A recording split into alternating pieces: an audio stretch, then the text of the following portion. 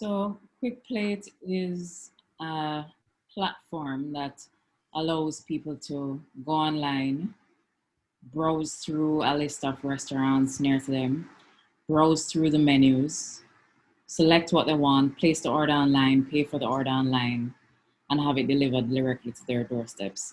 And it's a very heavily tech-driven process and tech-enhanced experience. So from the moment you place the order, you start getting notifications via SMS, email, when the driver gets to the restaurant, when the person's leaving the restaurant, etc. You get a link that you can use to track the position of the driver or rider as that person makes his way to you. So we rely on technology a lot, both for our internal processes and for our enhancement of the customer experience. QuickPlate was born out of a personal need, really, a need to access food that I didn't have to cook myself, but a variety of food from a wide variety of restaurants. And there are a number of food delivery players in the space now, but at the time when I started thinking about QuickPlate or the idea for QuickPlate, there wasn't really anything like this in the space. So food delivery options were more or less limited to pizza. And we had so many restaurants around, and I thought, what if we could bring all those restaurants, or at least the best of those restaurants, together on one platform, and people would be able to seamlessly place their orders and know that their deliveries would be handled in a professional fashion. Would people use it? And people would have probably heard me tell this story before, but essentially we did, well, not even we at the time it was me.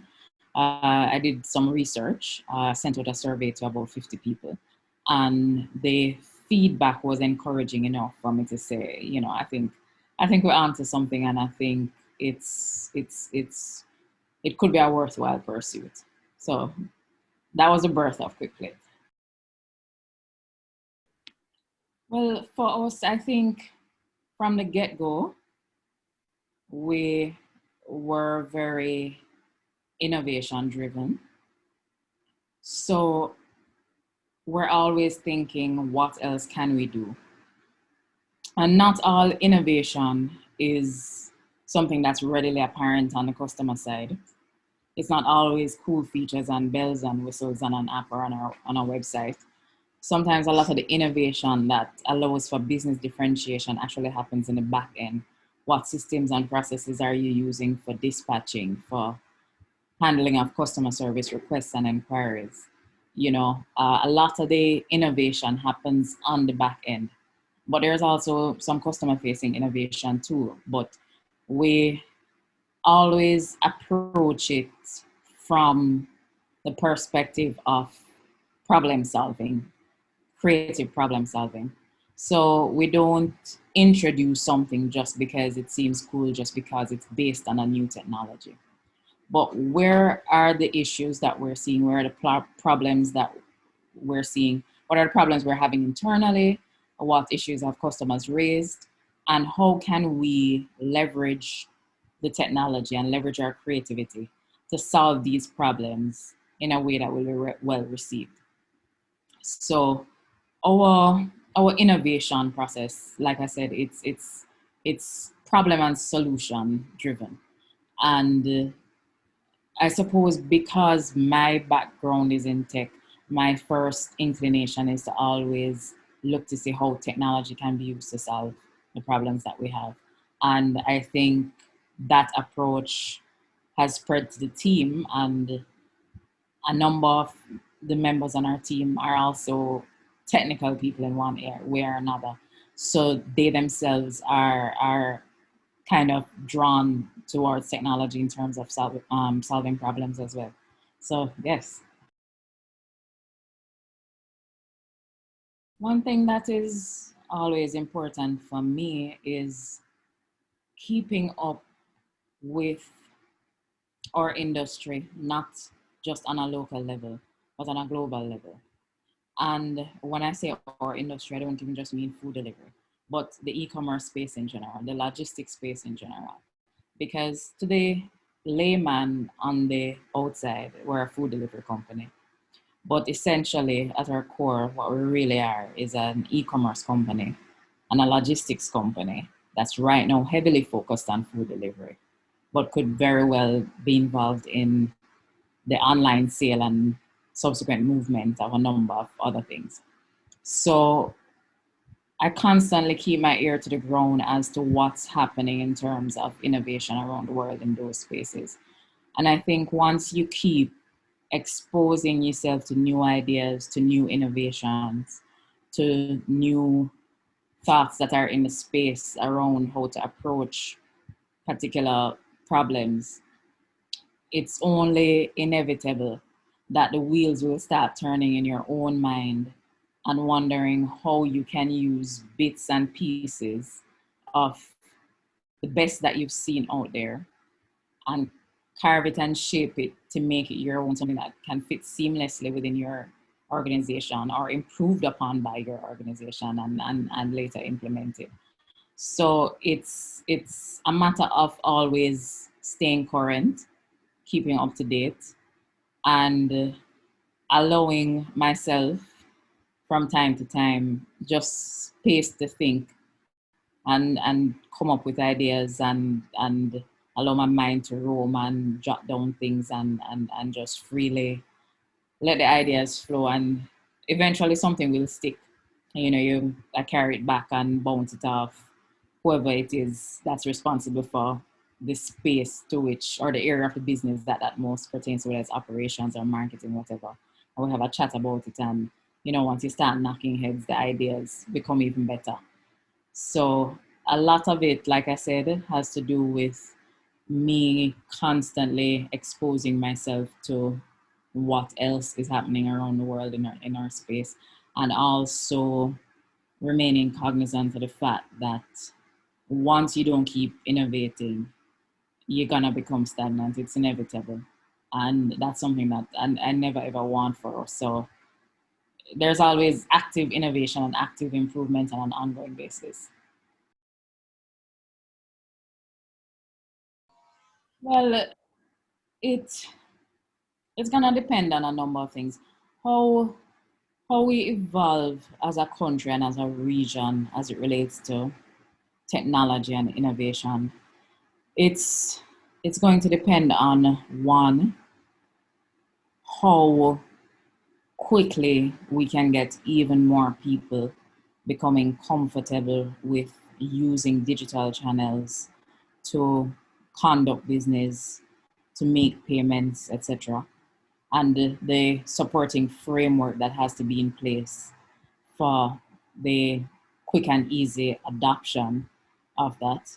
It's going to depend on the startup ecosystem. And that's not just the founders and their founding teams, but it's also investors in the space, investors who are willing to open their own minds and look beyond the traditional businesses that made them successful or that they've seen become successful in the past, and start looking towards what the future is and how young innovative startups could be the next big thing in the future for us, and putting their resources behind that in a way that is beneficial to both them and the founders of these companies. uh, it's going to depend on us ourselves becoming more open-minded as well. So looking at what we do as whatever our ideas are, start thinking of them right as off the bat, sorry, as not just Jamaican startups or Jamaican products, but products and services that can have a regional reach, can have a global reach. So I do think a number of things, including those that I just mentioned, have to be in place for us to see the kind of technology-based innovation that I'm hoping to see in the future.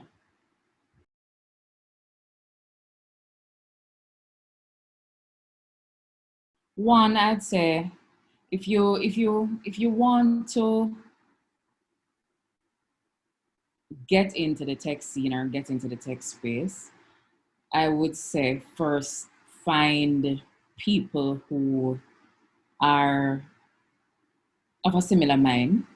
Uh, it's fairly easy these days to find, whether it's through forums or now you have Twitter Spaces or whatever it is, to find people who also have a deep interest in the space, and having people that you can bounce ideas off, who you can learn from, is important when you're just getting going. I know it was important for me many years ago when I was just getting started in tech and in web development and so forth. Also, just immersing yourself completely in as much knowledge as you can. Read a lot. Uh, whether you're buying books or you're using online tutorials or whatever it is, immerse yourself in the space that you want to learn more about. You want to develop a kind of deep expertise in whatever your area of focus is. You want to also experiment as soon as possible with small projects. So you may have a grand vision for something that you would like to do a few years down the line. Or maybe you can start off with some smaller projects first.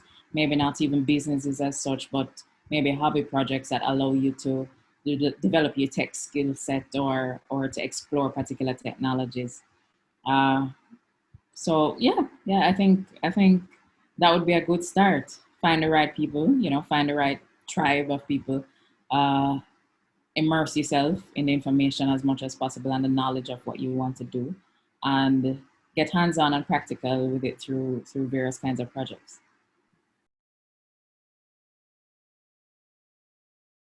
There are a lot of plans that we do have for QuickPlate. So outside of continuing to expand across Jamaica and being known as a strong player in the food delivery space, we're also becoming much more than the delivery of prepared meals. So, for example, there's QuickCart, which is a brand new product from us, that we haven't even started to push heavily as yet, that will allow people to order from retail merchants like convenience stores and pharmacies in the same way that they've been able to order from restaurants. So there's a lot. I can't say everything, but there is a lot that we have planned for QuickPlate over the next year, over the next 3 years, and we're just looking forward to being able to roll out everything and see the remaining parts of the vision come to life.